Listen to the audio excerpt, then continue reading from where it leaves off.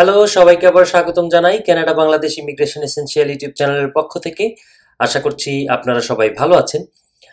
আমি আজকে আপনাদের সাথে একটা বিজনেস ইনভেস্টর প্রোগ্রাম নিয়ে আমি আলাপ করতে চাই, যেখানে আপনারা ইনভেস্ট করতে পারেন।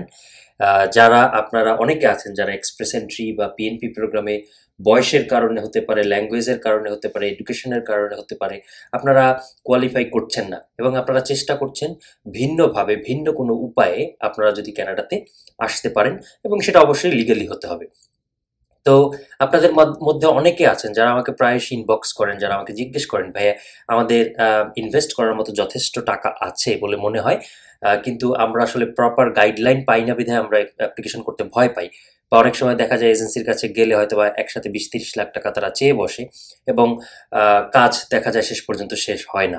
তো আপনারা অনেকে ভয় পান এই জিনিসগুলোতে কারো হেল্প নেওয়ার জন্য। সো আজকে আমার ভিডিওটা বা আমার আজকের এই পর্বটা তাদের উদ্দেশ্যেই, যাদের টাকা আছে ইনভেস্ট করার মতো, কিন্তু তারা আপনারা চান যেন একটা প্রপার গাইডলাইনের মাধ্যমে আপনারা নিজেরাই অ্যাপ্লিকেশনটা করতে পারেন। তো আজকে বিজনেস ইনভেস্টর প্রোগ্রামের যে প্রোগ্রামটা, এটা ম্যানিটোবা প্রভিন্স নিয়ে। এর আগে আমার হ্যাঁ, এর আগে আমার নোভা স্কোশিয়াতে যে বিজনেস ইনভেস্টর স্ট্রিমটা ছিল সেটা নিয়ে একটা ভিডিও ছিল। আপনারা যদি কেউ না দেখে থাকেন, মোটামুটি সিমিলার, আপনারা যদি কেউ না দেখে থাকেন তাহলে আমি এখানে আই বাটনে দিয়ে দেবো, আপনারা ওইটা দেখে নেবেন। তো আজকে আমি শুরুতেই যে জিনিসটা করব সেটা হলো আপনাদের ওয়েবসাইট থেকে একটু দেখাবো, প্লাস এখান থেকে যে জিনিসগুলো আপনাদের দরকার শুধু সেই জিনিসগুলোই আমি একটা ওয়ার্ড ফাইল আলাদা করে রাখছি, যাতে করে আপনাদের বুঝতে সমস্যা না হয়। কারণ অনেক ইনফরমেশনের মধ্যে অনেক সময় আপনারা দেখা যায় বুঝতে আপনাদের অসুবিধা হয় যে কোনটা বাদ দিয়ে কোনটা করতে হবে, বা কতটুকু আমাদের জন্য দরকার, কোন ইনফরমেশনটুকু পড়লেই যথেষ্ট। আচ্ছা, তাহলে প্রথমেই এই এন্টারপ্রেনারশিপ পাথওয়ে দেখেন, এখানে দুইটা পাথওয়ে আছে। দুইটা পাথওয়ের মধ্যে আমাদের জন্য যেটা প্রযোজ্য হয় বেশিরভাগ, সেটা হলো এন্টারপ্রেনার পাথওয়ে। আমাদের জন্য ফার্ম ইনভেস্টর পাথওয়ে কিন্তু প্রযোজ্য হয় না, আমরা কোয়ালিফাই করি না এটাতে সাধারণত। তো আমরা প্রথমেই দেখবো যে এই পাথওয়েতে, এন্টারপ্রেনার পাথওয়েতে আমাদের জন্য কি কি বিষয় আছে, এলিজিবিলিটি ক্রাইটেরিয়া কি কি কি করতে হবে আমাদের এখানে এলিজিবল হতে হলে। তো এই জায়গাটাতে আমি আপনাদেরকে এটা দেখাবো। এটা দেখালে আপনাদের জন্য ইজি হবে ওয়ার্ড ফাইলটা, যা আমাদের এলিজিবল হতে হলে কি কি করতে হবে। ওকে, তো ম্যানিটোবা বিজনেস ইনভেস্টর স্ট্রিম, এখানে আমাদের আমরা এই বাম পাশের জায়গাগুলো যেগুলো দেখছেন, এই জায়গাগুলোতে, এই ফ্যাক্টরগুলোতে আমরা আমাদের এই ডান পাশের এই যে জিনিসগুলো আছে, এই জিনিসগুলো আমাদেরকে থাকতে হবে। ওকে, তাহলে প্রথমে যে জিনিসটা ছিল সেটা হলো বিজনেস এক্সপিরিয়েন্স। আমাদের বিজনেস এক্সপিরিয়েন্স কি আছে সেটা তারা অবশ্যই দেখতে চাইবে, এবং এখান থেকে আমরা কিন্তু পয়েন্টস স্কোর করবো আমরা। ওকে, তাহলে বিজনেস এক্সপিরিয়েন্সের বিষয় যখন এখানে বলা হচ্ছে, প্রথমে কি বলা হচ্ছে, minimum of 3 years of full time work experience. আপনার মিনিমাম 3 বছর ওয়ার্ক এক্সপিরিয়েন্স থাকতে হবে in the past 5 years. Last 5 বছরের মধ্যে মিনিমাম 3 বছর ওয়ার্ক এক্সপিরিয়েন্স থাকতে হবে। Either as an active business owner, আপনার যদি আপনি চাকরি না করেন, আপনাকে অবশ্যই কি হতে হবে, বিজনেস ওনার হতে হবে। Or working in a senior management role. এখন আপনি যদি বিজনেস নাও থেকে থাকে, আপনি যদি কোনো বিজনেস রান না করেন, আপনাকে অবশ্যই কি থাকতে হবে, সিনিয়র ম্যানেজমেন্ট রোলে আপনাকে থাকতে হবে। 2 নাম্বার ছিল বিজনেস ওনার আর given higher points in comparison to senior managers. এখানে একটা মজার বিষয় হলো, যদি আপনার নিজের বিজনেস থেকে থাকে তাহলে আপনি কিন্তু ওই যে ম্যানেজার হিসেবে কাজ করছে, যার কোনো বিজনেস নেই, তার থেকে আপনি বেশি পয়েন্টস পাচ্ছেন। ওকে, তৃতীয় পয়েন্টটা দেখছি যে business owners must have at least, এই যে একটা দেওয়া আছে, পার্সেন্টেজ দেওয়া আছে, এই পার্সেন্টেজটা আপনাকে অবশ্যই ওনারশিপ থাকতে হবে। যার যার বিজনেস আছে, তার যার বিজনেস নাই তার তো আর এটা দরকার নেই, তার ম্যানেজারিয়াল সেক্টর ওয়ার্ক এক্সপিরিয়েন্স থাকলেই হলো, সেখান থেকে সে পয়েন্ট ক্লেম করবে। দ্বিতীয় ফ্যাক্টর, অফিসিয়াল ল্যাঙ্গুয়েজ প্রফিসিয়েন্সি। এইখানটাতে এসেই আমরা অনেকে কি হই, পিছিয়ে যাই। কারণ এটা খুবই স্বাভাবিক, এটা অস্বাভাবিকতার কিছু নাই। আপনারা যদি কেউ মনে করেন যে না, আমি ইংলিশে আমার ভালো না, আমি যেতে পারছি না কানাডাতে, এটা খুব স্বাভাবিক। একজন মানুষ যখন 15-20 বছর ধরে একটা বিজনেস রান করে, পড়াশোনা থেকে অনেক দূরে থাকে, এবং স্বাভাবিকভাবে সে হয়তো বা ব্যাচেলর ডিগ্রি শেষ করে হয়তো বা বিজনেসে চলে গিয়েছিল, তার পক্ষে তো আসলে সিএলবি 9-10 করা সম্ভব হবে না। এটা খুব স্বাভাবিক, এটা অস্বাভাবিক কিছু না, আমি বারবার বলছি। তো এই জায়গাটাতে এসেই যাদের সচ্ছলতা আছে, যাদের আর্থিকভাবে আপনারা সচ্ছল এখানে ইনভেস্ট করার জন্য, তাদের জন্য এই জায়গাটাতে একটু সুযোগ আছে যে আপনারা মিনিমাম সিএলবি 5 হলেই কিন্তু হয়ে যাচ্ছে। কিন্তু এই জায়গাটাতে আপনারা চেষ্টা করবেন সিএলবি 9 হোক, মিনিমাম সিএলবি 6-7, যত স্কোর করতে পারবেন আপনারা তত বেশি পয়েন্ট এখানে পাচ্ছেন। এডুকেশন, এডুকেশন হলো minimum Canadian school high school certificate equivalent. তাহলে এখানে আপনার একটা ইসি এর ব্যাপারটা কিন্তু চলে আসছে, কারণ যেহেতু ক্যানাডিয়ান ইকুইভ্যালেন্সি বলছে সেহেতু আপনার ক্যানাডিয়ান ইকুইভ্যালেন্সি করে নিতে হবে। তো এটাও কিন্তু মোটামুটি ভালো জায়গা। যদি আপনার মাস্টার ডিগ্রি থাকে আপনি বেশি পয়েন্টস পেলেন। এটা পয়েন্ট, যেহেতু পুরো প্রোগ্রামটাই পয়েন্ট বেসড, আপনাকে পয়েন্টের দিকে খেয়াল রাখতে হবে। Age, no minimum or maximum age, এখানে নো মিনিমাম অথবা ম্যাক্সিমাম এইজ নেই। However ranking points are allocated to candidates 25 to 49 years of age. তাহলে 25 থেকে 49 বয়সের মধ্যে যারা আছে তাদের জন্য কি বয়সের যে পয়েন্ট আছে সেটা আছে। ওকে, বিজনেস ইনভেস্টমেন্ট। এবার আসি সবচেয়ে ইম্পর্টেন্ট জায়গাটাতে। এখানে কে কত ইনভেস্ট করতে পারবেন সেটার উপরেও কিন্তু পয়েন্টস আছে। মিনিমাম ইনভেস্টমেন্ট ইজ কত? 250,000 Canadian dollar. Business situated in the Manitoba capital reason. যদি আপনি একদম ক্যাপিটাল সিটিতে করতে চান তাহলে মিনিমাম ইনভেস্ট আপনাকে এই টাকাটা করতে হবে। এটা আপনার বাংলাদেশি টাকার বিডিটিতে আপনারা কনভার্ট করে দেখবেন কত আসে। আর মিনিমাম ইনভেস্টমেন্ট $100,000 কম আছে যদি আপনি একটু ক্যাপিটালের বাইরে গিয়ে যদি করেন, একটু সাবার্ব সাইডে, একটু গ্রাম সাইডে যদি গিয়ে আপনি করেন। তৃতীয় number, business investment must be made and eligible business as defined by MPNP. অবশ্যই আপনাকে কি করতে হবে, আপনারা যদি আমার নোভা স্কোশিয়ার ওটা দেখে থাকেন, কিছু বিজনেসের কথা কিন্তু স্পেসিফাই করা ওখানে ছিল যে কোন কোন জায়গাগুলোতে আপনারা বিজনেসে ইনভেস্ট করতে পারবেন, যে তাদের একটা লিস্ট আছে, সেই লিস্টের বাইরে করলে কিন্তু হবে না। The proposed business must create or maintain at least one job for a Canadian citizen or permanent resident in Manitoba, excluding owners of the business and their close relatives. মনে রাখতে হবে যে আপনি আপনার আপনি আপনার ফ্যামিলি থেকে অবশ্যই আপনি কি করতে পারেন, ওখানে কাউকে রিক্রুট করতে পারেন কাজ করার জন্য, কিন্তু তারপরে আপনাকে কি করতে হবে, মনে রাখতে হবে the propose business must create, একটা অবশ্যই একটা জবের ক্ষেত্র তৈরি করার মতো অবস্থা কিন্তু থাকতে হবে। ক্যানাডিয়ান সিটিজেন আর পার্মানেন্ট রেজিডেন্ট ইন ম্যানিটোবা, ম্যানিটোবাতে যারা আছে। এক্সক্লুডিং কারা? আপনাদের সেটা ফ্যামিলি মেম্বারদের রিক্রুট করলে কিন্তু হচ্ছে না, এর বাইরে কাউকে, আপনাদেরকে একজনকে ধরেন আপনি ম্যানেজার হিসেবে বাইরের কাউকে ম্যানিটোবাতে যিনি আছেন, যার সিটিজেনশিপ আছে অথবা পার্মানেন্ট রেজিডেন্সি আছে, তাকে আপনি ম্যানেজার হিসেবে ওখানে রাখলেন। আর ফ্যামিলি মেম্বারসদের আপনি অবশ্যই রাখতে পারেন, কিন্তু একজনকে বাইরের অবশ্যই রাখতে হবে বা জব ক্রিয়েট করার মতো অবস্থায় রাখতে হবে। বিজনেস রিসার্চ ভিজিট, আপনাকে অবশ্যই কি করতে হবে, বিজনেস রিসার্চের জন্য ম্যানিটোবাতে একটা ভিজিট আপনাকে করতে হবে। এটা আমি ফুল পড়লাম না, আপনারা একটু পড়ে নেবেন এখান থেকে, আমি সব পড়লে মোটামুটি সময় করতে পারবো না। অ্যাডাপ্টিবিলিটি থেকেও আপনি কিন্তু পয়েন্ট এখানে পাবেন, স্পাউসদের থেকে পয়েন্ট পাবেন, আপনার বাচ্চা যদি এখানে পড়াশোনা করে সেখান থেকে আপনি পয়েন্ট পাবেন, আপনার স্পাউসের যদি অফিসিয়াল ল্যাঙ্গুয়েজ মানে ল্যাঙ্গুয়েজ প্রফিসিয়েন্সি থেকে আইএলটিএস রেজাল্ট থেকে আপনি এখান থেকে পয়েন্ট পাবেন, রিলেটিভ থাকলে আপনি এখান থেকে পয়েন্ট পাবেন। এরপর আসি নেটওয়ার্থ। এখানে যার যত বেশি অ্যাসেট আছে এবং সেটা কি আপনারা কি বলে এটাকে অ্যাসেস করে দেখাতে পারেন যে আপনার নেটওয়ার্থ, মিনিমাম নেটওয়ার্থ এত, মিনিমামটা আসলে কি 500,000 থাকতে হবে মিনিমাম, আর আপনার যত বেশি থাকবে আপনি তত বেশি পয়েন্টস এখানে পাচ্ছেন। ওকে, ভেরিফিকেশন রিপোর্ট, এগুলো নিয়ে আমি সেকেন্ড পর্বে বলবো যে আপনারা কিভাবে করবেন, কাদেরকে আপনারা এই কাজে ব্যবহার করতে পারেন। এজেন্সির কথা আমি বলছি না, এই পুরো কাজে আপনাদের কিছু রিপোর্ট রাইটিং এর বিষয় আছে যেগুলো আপনারা হয়তো বা একারা নাও পারতে পারেন। সেগুলোর জন্য প্রফেশনাল লোক কানাডাতে আছেন যারা এই কাজগুলো আপনাদের করে থাকেন। বাংলাদেশ থেকে আপনারা করবেন, পাশাপাশি এখানেও আপনারা করতে পারেন। ওকে, আমি এটা নিয়ে আরেকটা পর্ব করব যাতে করে আপনাদের বুঝতে সুবিধা হয়। এখানে খুব টাকা পয়সার বিষয় না, আপনার রিপোর্ট রেডি করতে যতটুকু টাকা লাগে লাখ লাখ টাকার বিষয় কিন্তু এখানে না। ওকে, বিজনেস পারফরমেন্স এগ্রিমেন্ট, এখানে বিজনেস বিপিএ যেটাকে আমরা সংক্ষেপে বলি, যে আপনার অ্যাপ্লিকেশন ইজ অ্যাপ্রুভড, যখন আপনার অ্যাপ্লিকেশন অ্যাপ্রুভড হবে business performance agreement BPA must be sign prior to MPNP issuing you letter of supporting. এখানে যখন ওয়ার্ক পারমিট আপনাকে সাপোর্ট করা হবে এর আগে বিজনেস আমাদের যে কি আছে পারফরমেন্স এগ্রিমেন্ট যেটা আছে সেটা কি সাইনের ব্যাপারটা এখানে বলা আছে। ওকে, এইবার আসি স্টেপ।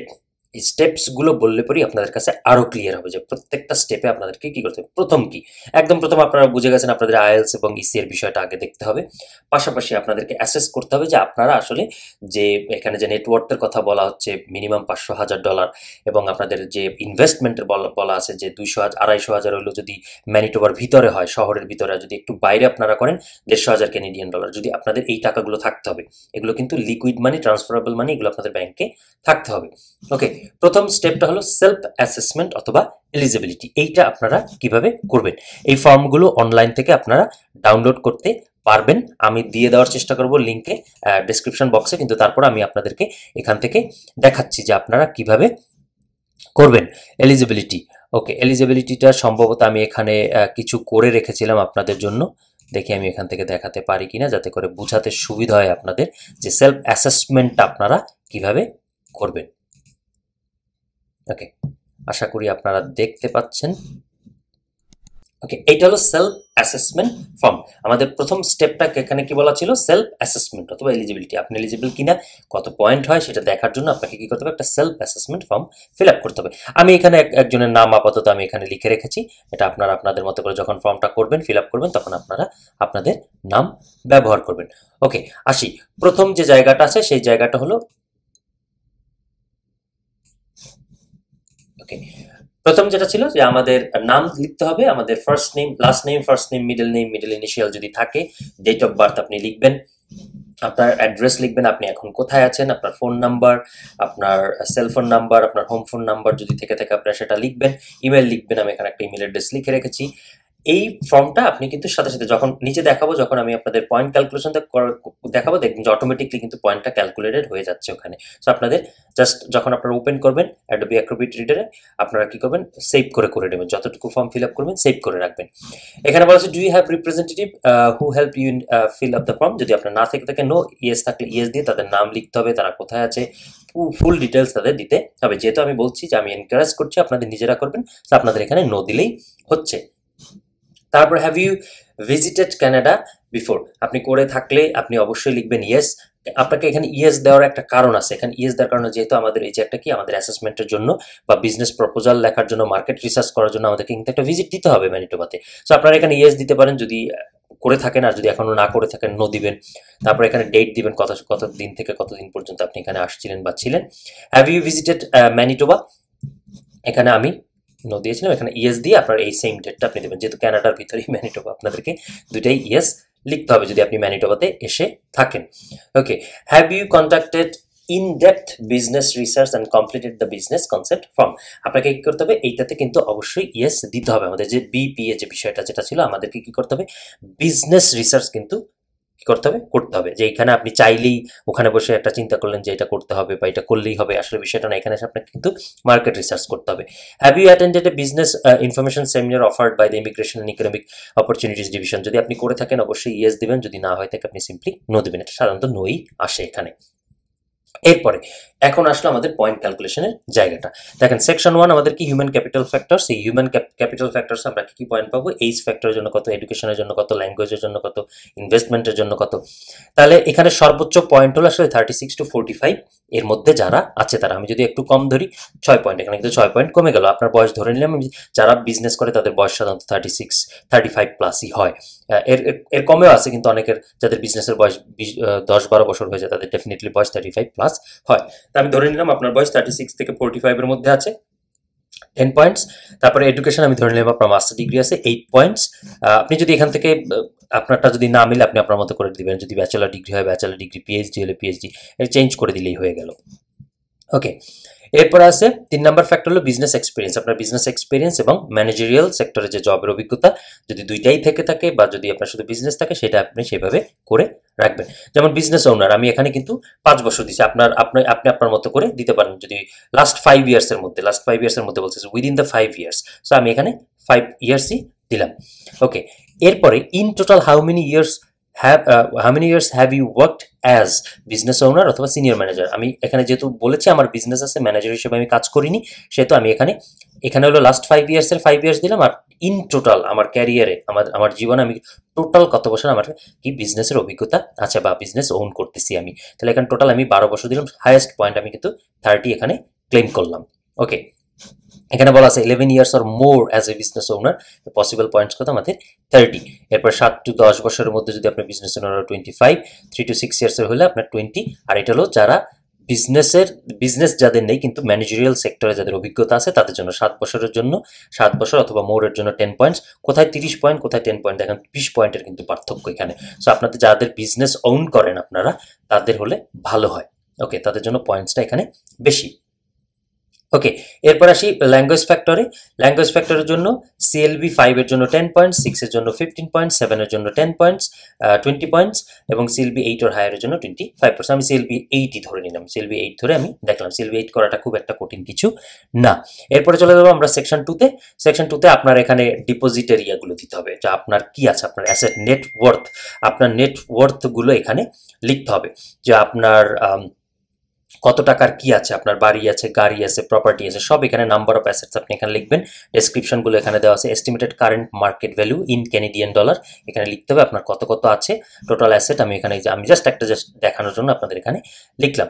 তারপর আপনার লায়াবিলিটিস, আপনার লোন টোন কি আছে, মর্গেজ থাকলে, আদার পার্সোনাল ডেট যদি থেকে থাকে সেটা লিখবেন। আমি যেহেতু এখানে কিছু লিখিনি, তাহলে আমার টোটাল নেটওয়ার্থ ওরা ধরে নিচ্ছে 700,000, যার জন্য আমি পয়েন্ট পেলাম কত, 5। আপনি 1 মিলিয়ন এর বেশি যদি আপনার সবচেয়ে বেশি 3 মিলিয়নের অ্যাবাভ যদি হয় তাহলে 10 পয়েন্টস আপনি এখানে পাচ্ছেন।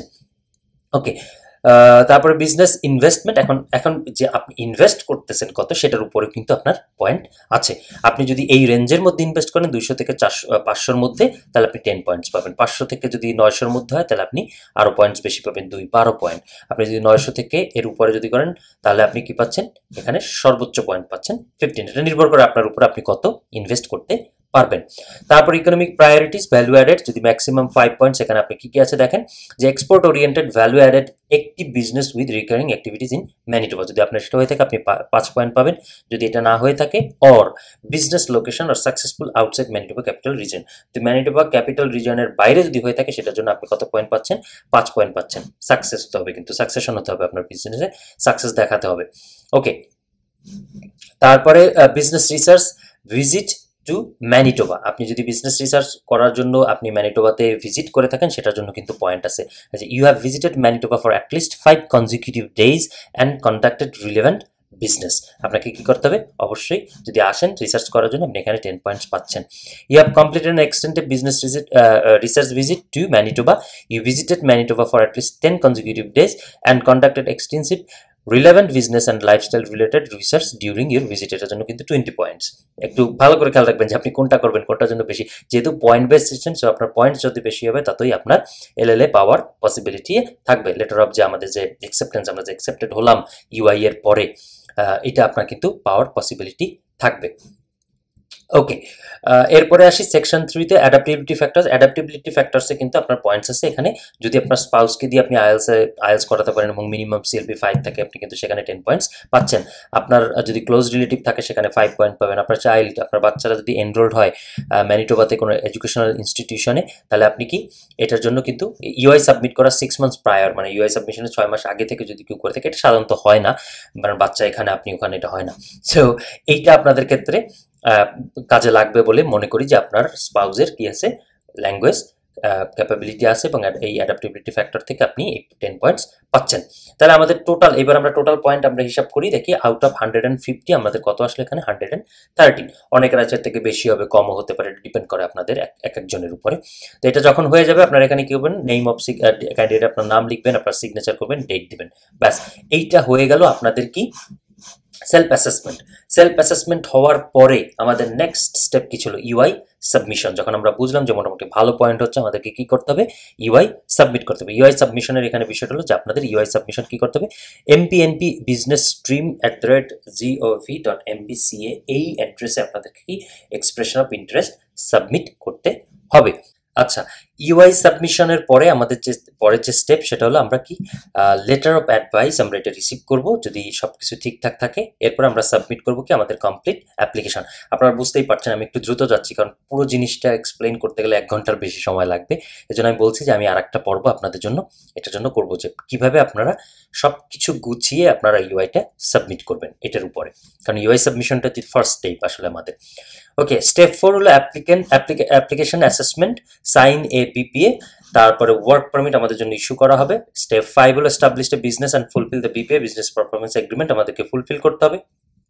Step 6 final recommendation by MPNP. এই ফাইনাল রেকমেন্ডেশনের এখানে কিন্তু আমাদের নমিনেশনটা আসে। যখন আমরা নমিনেশন পাবো, নমিনেশন ধরেই আমরা তখন কি করব, পিআর এর জন্য অ্যাপ্লিকেশন করব। ওকে, এখন ইউআইটা আপনারা কিভাবে সাবমিট করবেন সেটা ইউআই সাবমিট করার সময় আপনাদের কি দুইটা ফর্মকে কিন্তু আপনাদেরকে ফিল আপ করতে হবে, মনে রাখেন। তিনটা সাধারণত আসলে এই MPNP code of conduct fill up করার কিছু নেই, শুধু সিগনেচার। দুইটা ফর্মের একটা ফর্ম কিন্তু আমি অলরেডি আপনাদেরকে বুঝিয়ে দিয়েছি, সেলফ অ্যাসেসমেন্ট ফর্ম। বাকি যেটা আছে বিজনেস কনসেপ্ট ফর্ম, এইটা আমরা একটু দেখি বিজনেস কনসেপ্ট ফর্মটা, তাহলে পরবর্তী পর্বে গিয়ে আমাদের কথা বলতে সুবিধা হবে, আপনারা বুঝবেন যে আমি আসলে কি বলতে চাচ্ছি।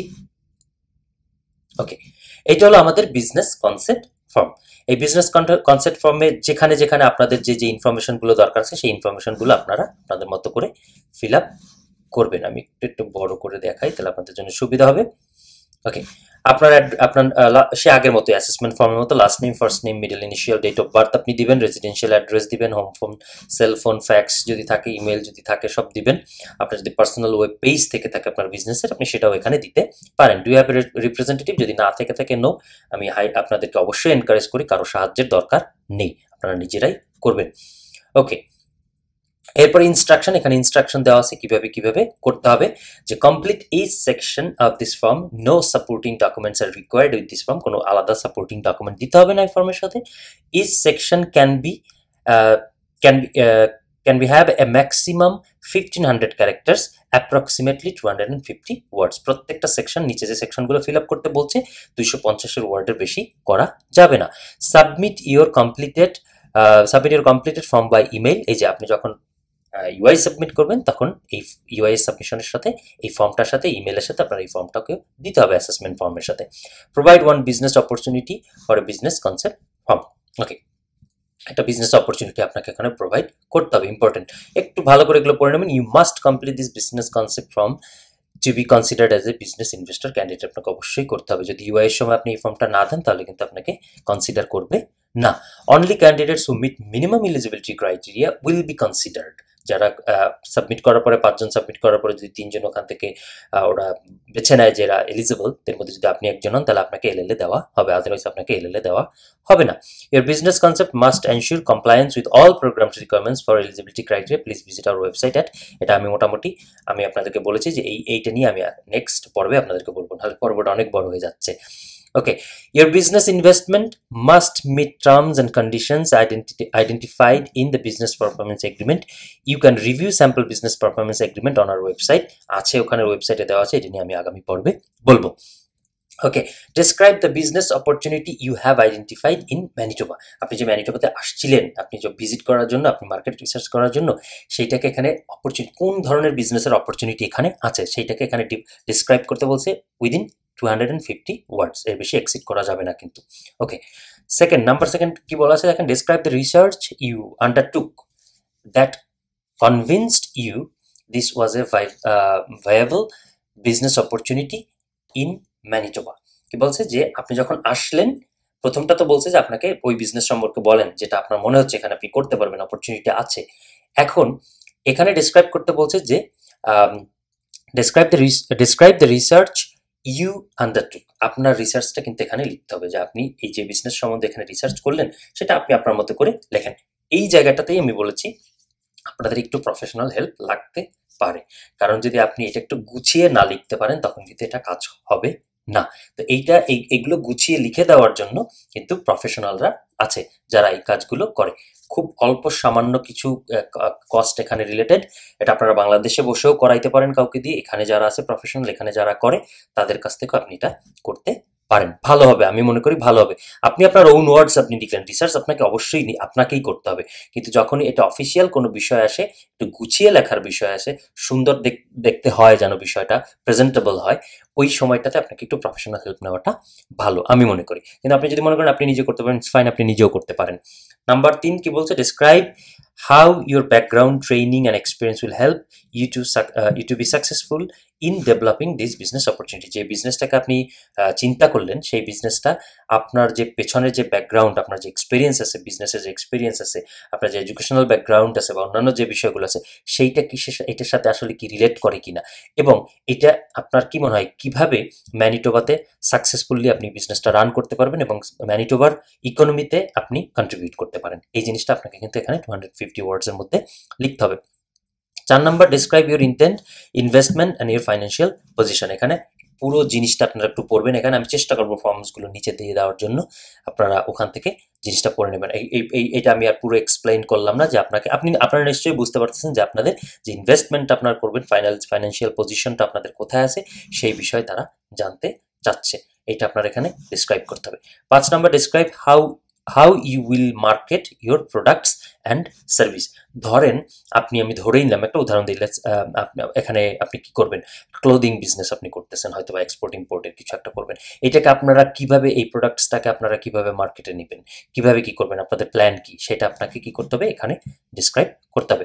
Number 6, identify critical resource requirements. আপনাকে যদি কোনো আইডেন্টিফাই করতে হবে যে ক্রিটিক্যাল রিসোর্স রিকোয়ারমেন্টস, যদি কোনো কিছু দরকার হয়, কিছু আছে বলে মনে হয়, সেই জিনিসগুলো আপনাদেরকে এখানে কি করতে হবে, ডিসক্রাইব করতে হবে। Number 7, describe your implementation timelines. আপনাকে ইমপ্লিমেন্ট করতে কতটুকু কি টাইম লাগবে, কতটুকু কি করতে হবে, কতটুকু সময়, টাইম ফ্রেমটা কি, এই জিনিসগুলো আপনাদেরকে কিন্তু এখানে ডিসক্রাইব করতে হবে। Your propose timeline should meet the program requirements, এটাও কিন্তু মাথায় রাখতে হবে। Number 8, describe critical factors affecting your intended business. যদি কিছু থেকে থাকে ক্রিটিক্যাল ফ্যাক্টর, যেটা এফেক্ট করতে পারে বলে মনে হয় আপনার বিজনেসকে, সেটাও কিন্তু আপনাদেরকে এখানে ডিসক্রাইব করতে হবে। Number 9, describe additional research required. যদি আপনার মনে হয় যে আরও এডিশনাল রিসার্চ রিকোয়ার্ড দরকার আছে, সেটা আপনারা এখানে কি করতে পারেন, ডিসক্রাইব করতে পারেন। নাম্বার 10, এটাই শেষ, describe how your business would benefit Manitoba. কিভাবে ম্যানিটোবাকে হেল্প করবে, এটার জন্য কিন্তু ম্যানিটোবা সম্বন্ধে আপনাকে একটু জানতে হবে, একটু রিসার্চ করতে হবে।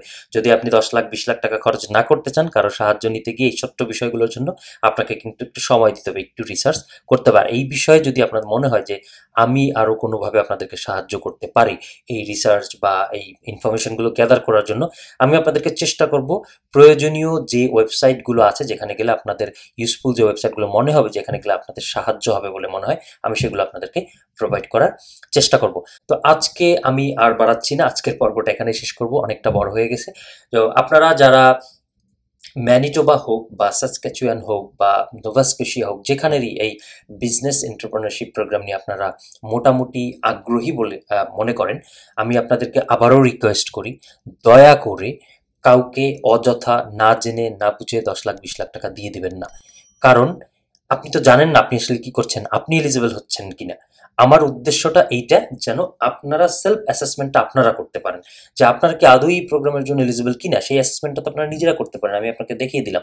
আপনি অ্যাসেস করুন, অ্যাসেস করার পরে যদি মনে হয় যে না, পুরো প্রসেসটাকে আপনি একা শেষ করতে পারবেন না, দেন আপনি কারো সাহায্য নিতে পারেন।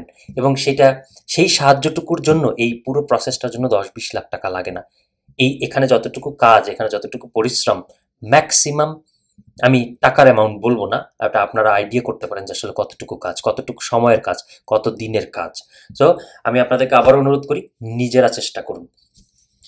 আজকে আর বাড়াচ্ছি না, আজকে এখানেই শেষ করব। যারা আমাদের চ্যানেলে আজকে নতুন আছেন, আমি আপনাদেরকে রিকোয়েস্ট করব অবশ্যই চ্যানেলটিকে সাবস্ক্রাইব করবেন। আর এই বিষয়ক, আজকের পর্ব বিষয়ক যদি কোনো প্রশ্ন থেকে থাকে, অবশ্যই আপনারা কমেন্ট বক্সে লিখবেন, আমি আপনাদেরকে সেখানে উত্তর দেওয়ার চেষ্টা করব। ভালো থাকবেন, দেখা হবে আগামী পর্বে। ধন্যবাদ।